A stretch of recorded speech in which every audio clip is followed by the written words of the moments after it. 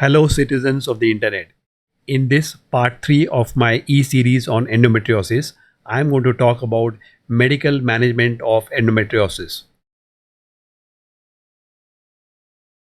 Studies have shown a delay from 3 to 11 years, average about 7 years, between the onset of pain symptoms and the final diagnosis of endometriosis. To be fair, both patient and physician factors contribute to the reported lengthy delay. A greater awareness of symptoms of endometriosis and a more rapid investigation should thus be encouraged.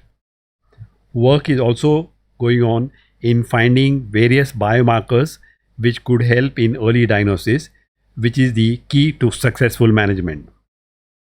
Today, if one can predict preeclampsia, then why not endometriosis?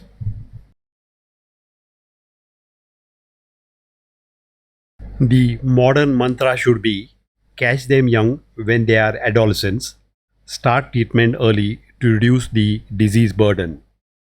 This will improve the quality of life of these women.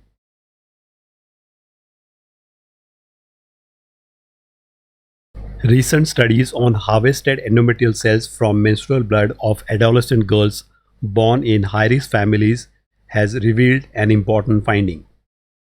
The characteristics of eutopic as well as ectopic endometrial cells of women with endometriosis are different from endometrial cells of normal women without endometriosis. Endometrial cells from eutopic as well as ectopic sites have ability to produce aromatase, potential to resist apoptosis and therefore survive longer, greater ability to implant anywhere, greater potential to penetrate and proliferate, and higher propensity for neovascularization.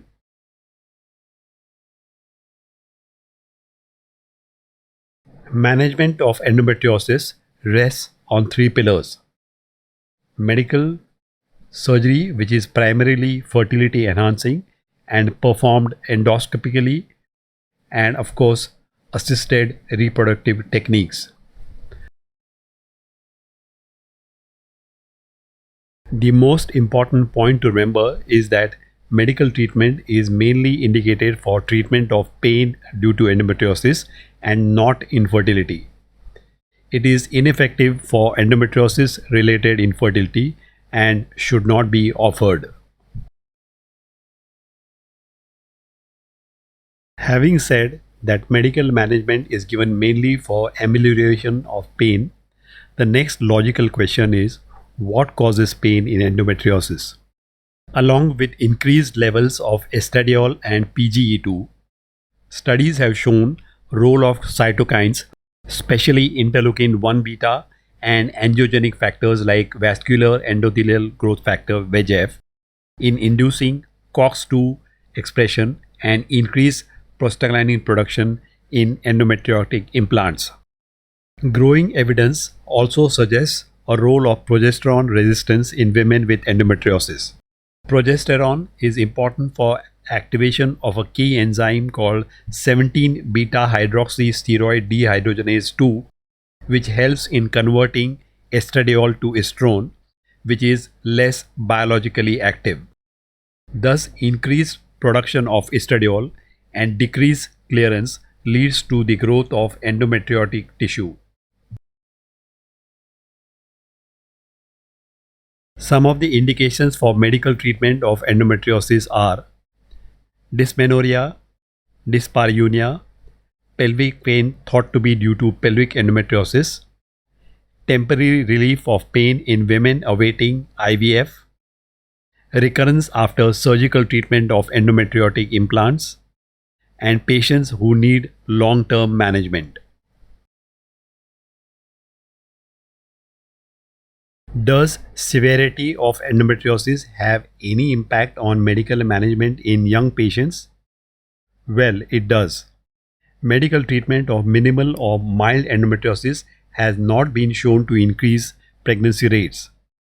For patients with mild disease, postoperative adjunctive hormonal treatment has been shown to be effective in reducing pain but has no impact on fertility.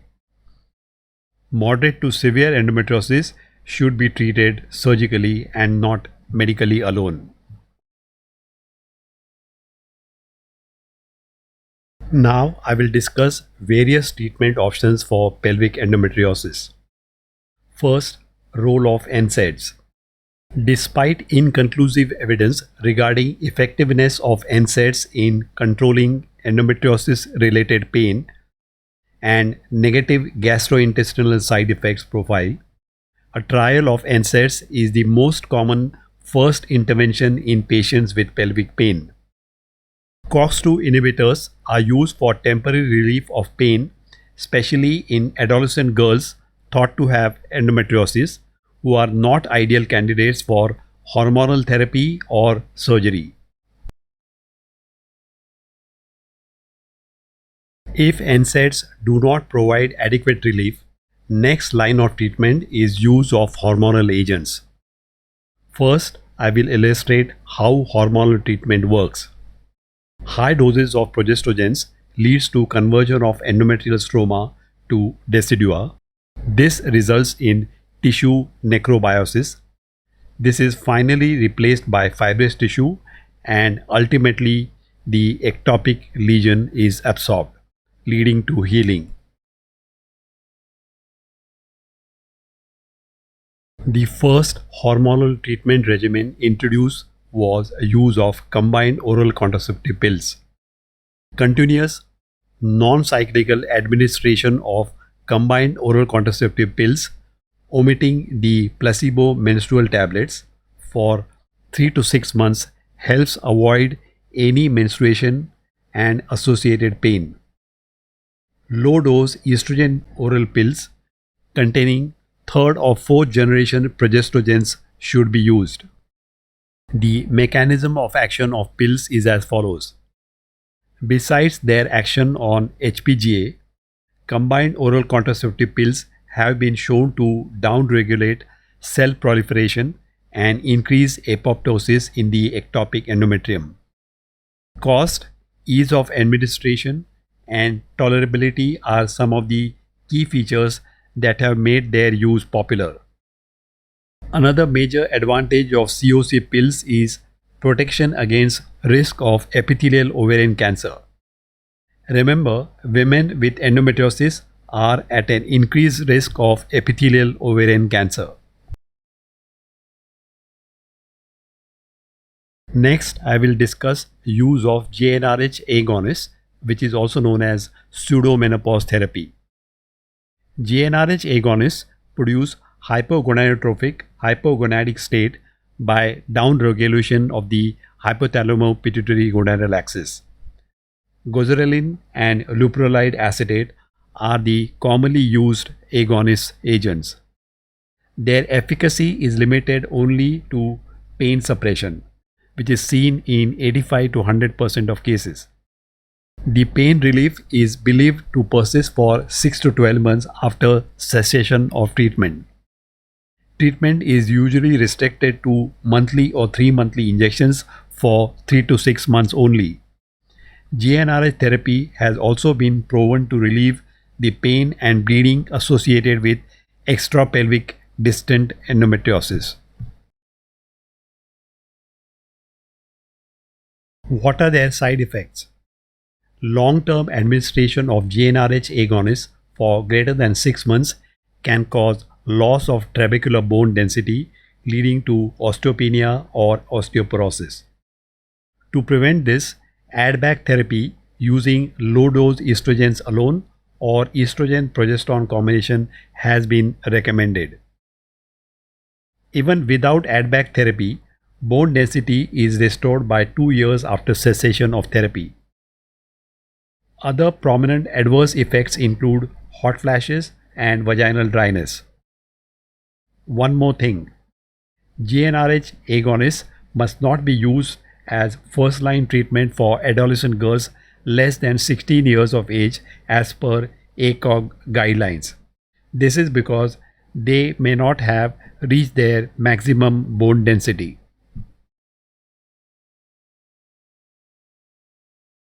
What about GnRH antagonists? Yes, they can also be used for treatment of pelvic endometriosis. Recently, orally administered GnRH antagonists have also been approved for management of moderate to severe pain.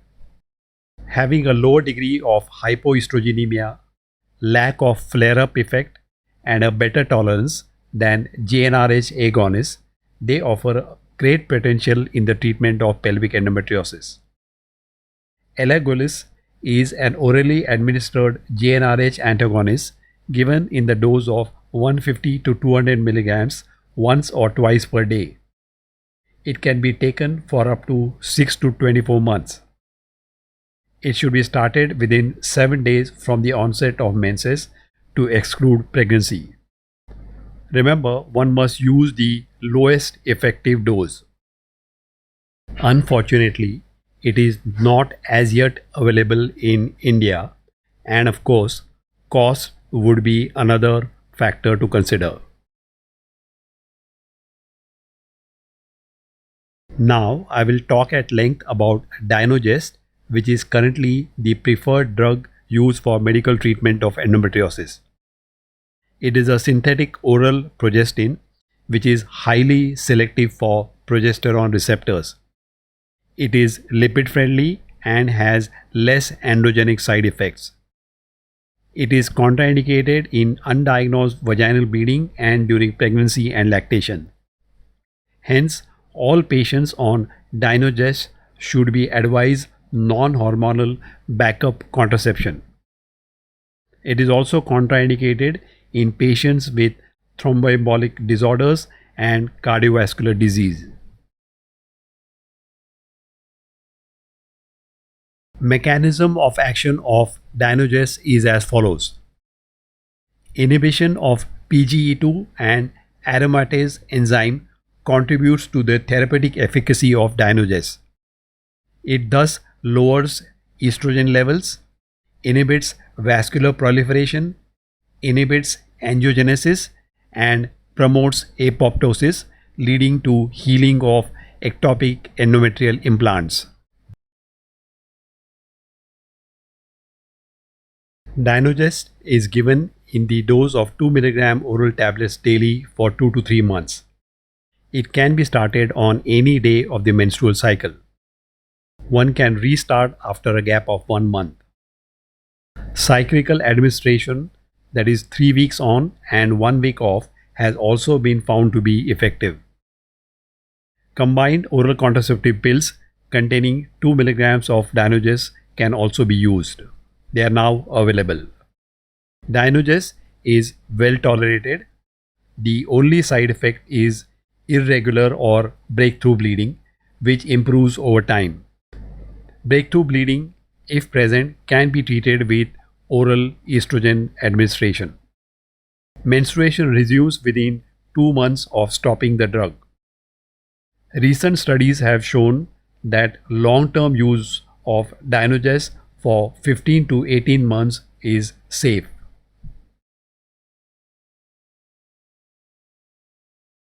Insertion of LNG20 IUD is the treatment of choice for chronic pelvic pain associated with endometriosis in women who do not wish to conceive.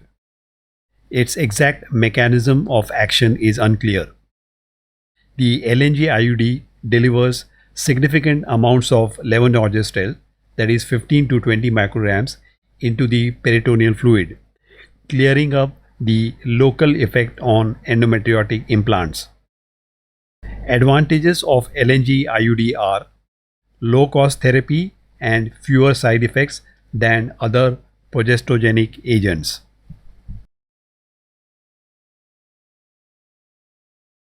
Mifepristone and ulipristal acetate are the two selective progesterone receptor modulators, that is SPERMs, that are used in the treatment of pelvic endometriosis. Mifepristone is given in a dose of 50 mg per day for 6 months. Treatment with these anti-progestins has been shown to result in atrophy of the endometrium and suppression of estrogen-dependent endometrial growth. However, more trials need to be performed before they can be routinely used in the management of pelvic endometriosis. Another addition in the armamentarium for medical treatment of endometriosis is the use of aromatase inhibitors like letrozole. Endometriotic lesions express the enzyme aromatase, which converts testosterone to estrogen and are able to make their own estrogen. Letrozole, given in the dose of 2.5 mg per day, has been used in the treatment of pelvic endometriosis. It can be given for 3 to 6 months. The mechanism of action is as follows. Estrogen is produced by 3 pathways: hypothalamo-pituitary ovarian pathway, peripheral conversion, and locally within endometriotic tissue. Aromatase inhibitors block all these pathways of estrogen production in the body. They are also preferred in severe pain associated with extrapelvic endometriosis.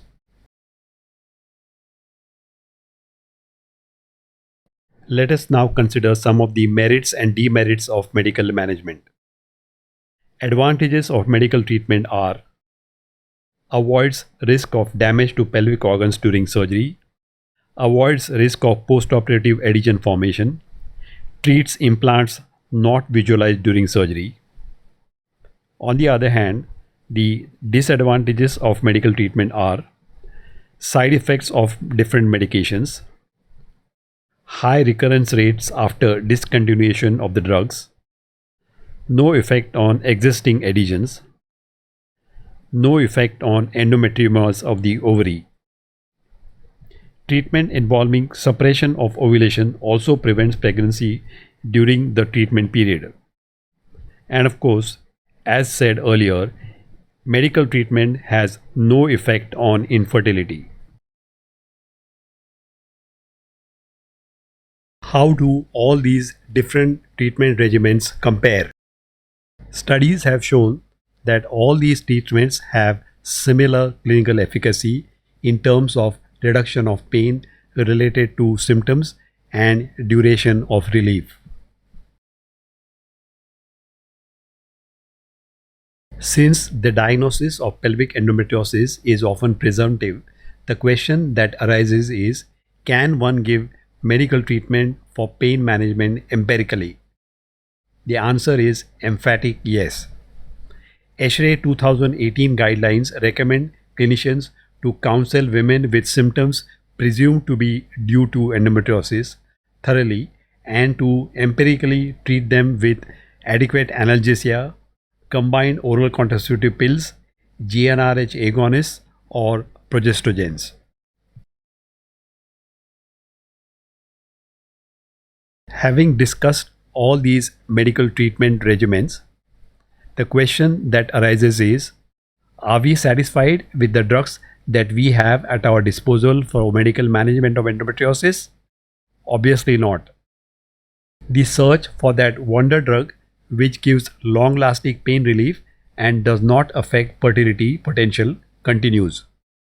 New approaches that have the potential to target estrogen-dependent growth of endometriotic lesions more selectively are under investigation. I will now discuss in short about future medical management strategies that are in the pipeline.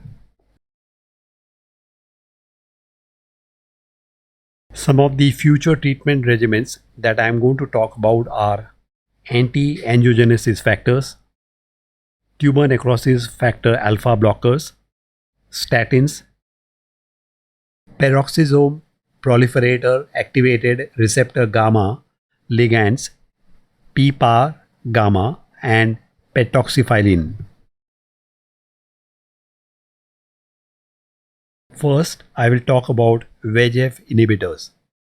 Agents like TNP 470, an analog of antibiotic fumagillin, endostatin, a proteolytic fragment of collagen with endogenous anti-angiogenic activity, Anginex, a synthetic peptide that stops the growth of blood vessels and induces apoptosis, and anti-VEGF antibody, Avastin, have been successful in decreasing the size of endometriotic lesions in animal models.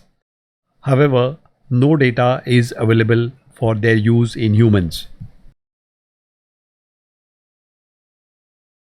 Dopamine receptor 2 agonist agents such as cabergoline and quinagoline have also been shown to reduce angiogenesis by dephosphorylation of VEGF2.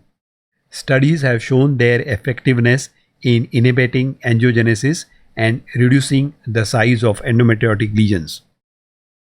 They appear to be a promising future management strategy for treatment of endometriosis. Statins have anti-inflammatory, anti-angiogenic, and antioxidant properties. Atorvastatin, simvastatin, and mevastatin and lovastatin have been tested in vitro tissue cultures and animal models for treatment of endometriosis.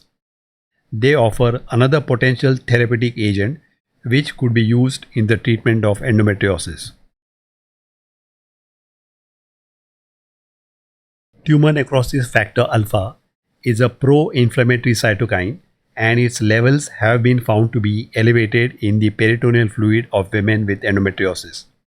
Infliximab, a monoclonal antibody against tumor necrosis factor alpha, and etanercept, a fusion protein with the ability to neutralize TNF alpha, are being actively studied in the treatment of endometriosis.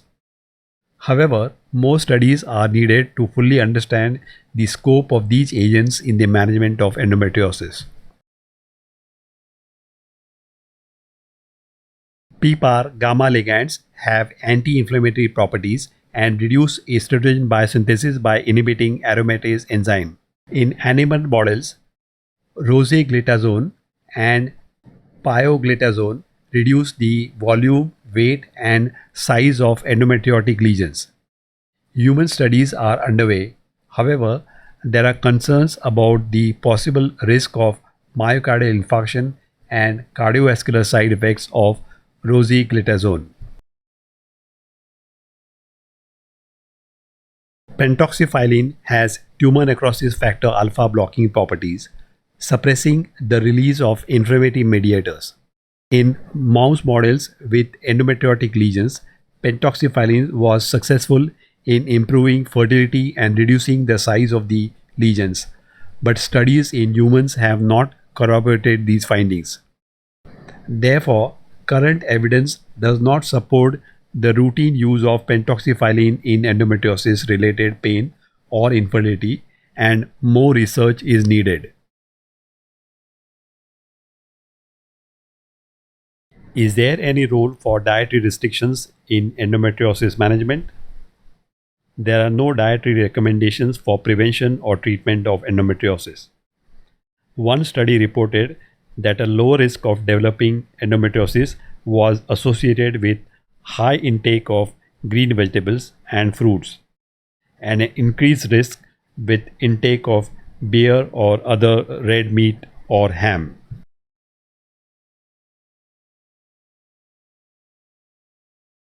What about beverages? Are they allowed? Risk of endometriosis was not associated with alcohol, coffee, fish, and milk ingestion. Several studies have addressed the correlation of diet and dysmenorrhea, but not exclusively in patients with endometriosis. In conclusion, currently several therapeutic options, both hormonal and non-hormonal, are available to provide symptomatic relief and control the progression of endometriotic implants. However, they are limited by their side effects and negative impact on fertility. With further understanding of the pathophysiology of endometriosis, newer drugs are being developed with the hope of avoiding unwanted side effects and specifically targeting the endometriotic lesions without affecting the ovarian function and fertility potential. I will end with a quote. Endometriosis is a chronic disease that requires a lifelong management plan that maximizes medical treatment and avoids repeat surgical intervention.